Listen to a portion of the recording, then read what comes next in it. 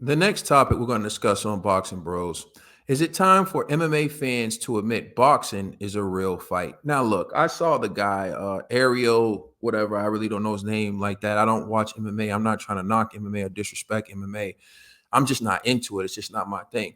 Just like some MMA fans don't like boxing, as we see and we've heard in the buildup. And so one of the things I think is disrespectful is when MMA fighters try to act like boxing isn't a real fight. They say, "Oh, well, if this was a real fight." Now imagine Francis Ngannou and Anthony Joshua, right? You say boxing's not a real fight. Anthony Joshua dropped Ngannou with the first right hand that he landed.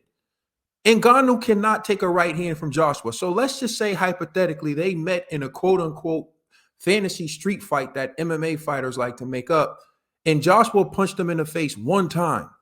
He's cold. He's out cold. And Joshua did that with hand wraps and 10-ounce gloves, which is another thing MMA fighters say, oh, we fight in 4-ounce gloves. You think if Joshua hit Francis Ngannou with 4-ounce gloves, then when Francis Ngannou hit the mat and he ground and pounded him, Francis Ngannou would be dead. This is what I'm trying to explain to people. Boxers are the best strikers in the world. Boxers are the hardest strikers in the world.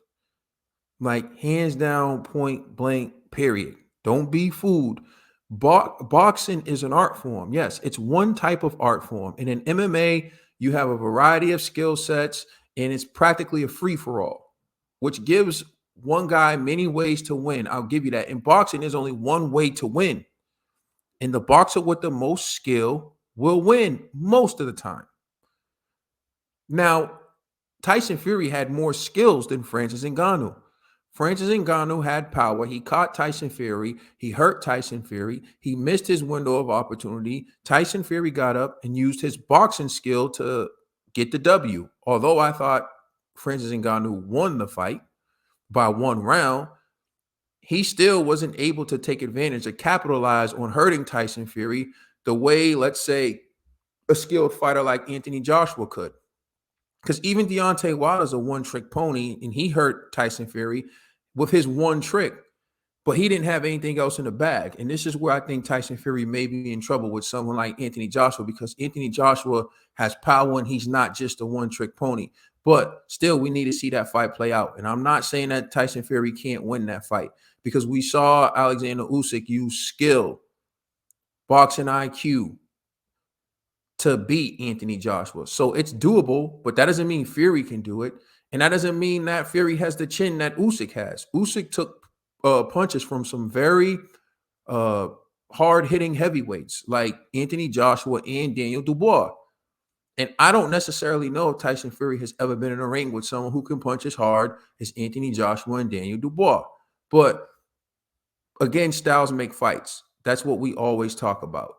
So I just want to say it's time for the MMA fans to stop it. Boxing is a real fight, but it's a fight based on the sweet science, which is fist to face.